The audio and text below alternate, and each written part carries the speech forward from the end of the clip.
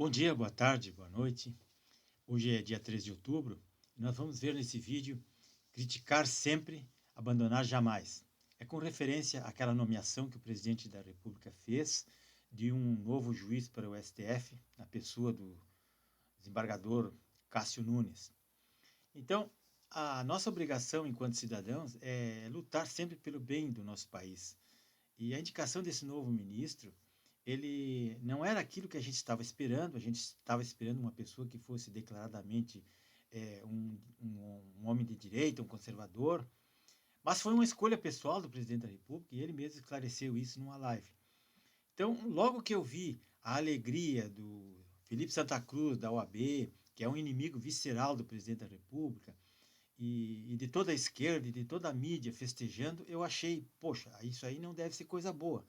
Mas tratava-se da indicação de um advogado, através do quinto constitucional, e ele já tinha vindo lá do TRF1, que ele tinha sido alçado ao tribunal justamente por indicação de um partido da esquerda.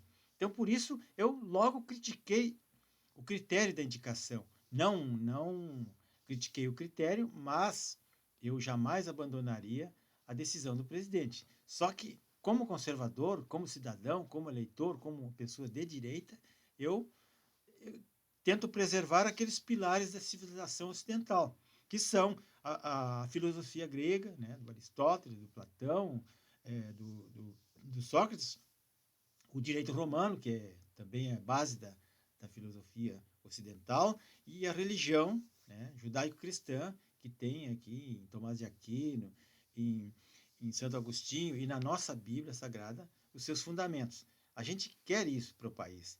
Então, quando eu vi esse tweet do Felipe Santa Cruz elogiando o desembargador Cássio Nunes, eu fiquei com o pé atrás. Aí tem coisa. Mas depois, né, verificando os julgados dele, claro que tem muitos julgados dele que são dúbios, né?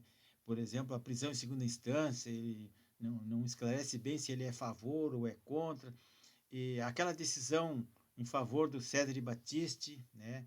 E a liberação das lagostas e dos vinhos para a corte. Isso tudo, claro que tem justificativa, porque ele não pode ser responsabilizado por alguma coisa que quem decide é o presidente do Supremo, que delibera as compras, né, os editais para as compras, não tem nada a ver. Então, eu critiquei, mas criticar sempre, abandonar jamais, como eu coloquei aí na capa do vídeo. Então, claro que no governo nós temos tido muitas vitórias, e muito mais vitórias do que derrotas. E em que pese as invasões de competência que o STF sempre fez na pessoa do executivo, do legislativo, né, e os bloqueios das pessoas nas redes sociais, e esses apoiadores do presidente que são perseguidos pelo Dias Toffoli e pelo Alexandre de Moraes, né? E sem falar na limitação de poderes que eles fizeram do presidente em relação ao combate ao Covid, à pandemia, que passaram tudo para os governadores e prefeitos, deixaram o presidente só na obrigação de dar verbas. E é uma interferência que sempre aconteceu, inclusive no narcotráfico do Rio de Janeiro, que proibiram agora a polícia militar ou a polícia civil de subir aos morros em perseguição aos narcotraficantes. Então, essas coisas assim. Por essa lógica que a gente ficou um pouco assustado com a indicação desse senhor aí, Cássio Nunes. Mas isso por uma razão lógica e por uma análise perfeita que se faça de uma situação, que é uma premissa necessária para avaliar alguma coisa, a gente sabe o que pode dar errado no futuro e o que não pode. Basta ter um pouco de discernimento, pensar um pouco. E as pessoas ficam bravas quando a gente critica, mas parece que não são cidadão, parece que não vivem no Brasil, parece que não estão se lembrando que o presidente muitas vezes levou bola nas costas, como foi o caso do Locatelli, aquele maluco lá que foi indicado para ministro da Educação, um cara que até falsificar currículo falsificou para ser encaixado no governo. Quem é que indicou aquele cara? Eu cito esse exemplo já, nem vou citar outros. Então, pensei até que seria uma estratégia da esquerda, né? Tá elogiando esse esse ministro novo, né? Que iria trabalhar para eles. Eu acredito que não, porque foi como colocar um sino no pescoço do gato. A gente vai ficar de olho nele agora. Então, a gente vai cobrar tudo o que o STF fizer daqui para frente, porque nós não podemos aceitar que essa corte fique escravizando o povo, rebentando com o país, e nós aqui aplaudindo, aplaudindo o presidente que fica, às vezes, tendo que engolir esses desmandos que vêm de lá. Então, para isso, nós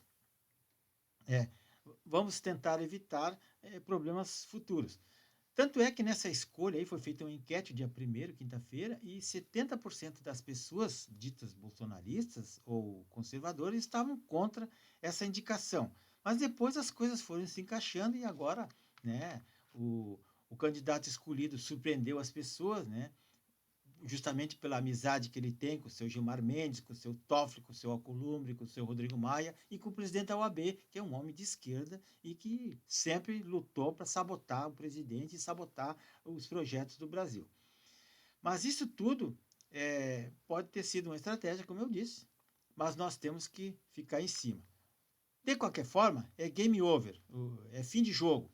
Né? O Diário Oficial da União já publicou a indicação dele, né? Tudo já passou e tudo o que a gente sentiu, esse desconforto, talvez tenha sido apenas uma desconfiança, porque a gente desconhece os bastidores da política, não sabe o que está sendo costurado lá por trás.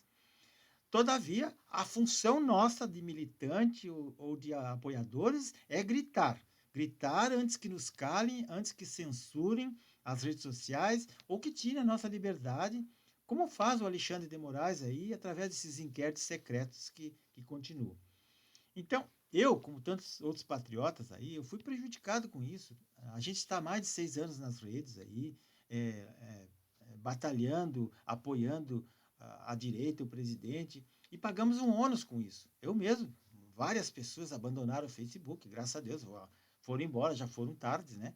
E nas redes, o meu canal também sofreu um baque muito grande, muita gente foi embora, achando que eu estava criticando o presidente. Eu critico, mas a gente critica, mas não abandona. A gente tem que ver, porque se a gente não criticar, qualquer dia estão indicando o Tiririca para o tribunal. É isso que a gente tem que fiscalizar. Mas o presidente sabe o que faz. Ele indicou esse homem porque ele deve ter confiança nele. Então, o nosso dever é cobrar dos nossos representantes. Porque dos senadores não adianta cobrar, eles não fazem nada. Se dependesse dos senadores, o país já tinha virado uma Venezuela aqui. Então, nós queremos cobrar transparência, moralidade, competência, probidade, eficiência dessa gente que está lá na máquina com o nosso dinheiro. Nós é que pagamos essa máquina pesada e que, por vezes, nos oprime, né? Ou então, na pior das hipóteses, pode nos levar a uma situação caótica, como aconteceu com a Venezuela, com a Argentina e com outros países aí. E quem sempre, nesses países, quem sempre dá a última palavra é as Supremas Cortes lá que manda prender as pessoas. Então, pessoal, Deus tenha misericórdia do Brasil. Eu sei que a minha crítica não teve fundamento, porque o nome foi aprovado e não vai adiantar nada, mas nós vamos continuar fiscalizando e gritando. No primeiro julgamento que tiver, ele vai ser criteriosamente cobrado e fiscalizado. E ele que se atreva a rasgar a Constituição, como faz o seu Gilmar Mendes, como faz o seu Toffoli, como faz o seu Barroso, eles que se atrevam a fazer, porque nós temos que ficar em cima. E agora, o ano de 2022 vai ter eleições para senadores, temos que renovar 27 senadores, porque se o Brasil tivesse 27 bons senadores, nada disso que aconteceu teria acontecido, e o Brasil teria prosperado muito mais. Né? Porque lá, como disse o Olavo de Carvalho, o Lula da Silva roubou 3 trilhões do Brasil e nenhum seguidor dele abandonou ele. Então não é por causa de uma indicação de um Petralha para a corte que nós vamos abandonar o presidente Bolsonaro. De jeito nenhum. Nós vamos ficar em cima dos senadores e fiscalizar. E para terminar, pessoal, eu acho que todo mundo tem que ser conservador, tem que estudar o conservadorismo, as ideias da direita. Tenho no meu canal ali, que eu vou mostrar depois o link abaixo, vários livros de conservadores. Tem esse aqui de João Pereira Coutinho, As Ideias Conservadoras. Tem do George Scruton, Como Ser um Conservador. E tem de Olavo de Carvalho, O Imbecil Coletivo. São obras de conservadores e muito interessantes.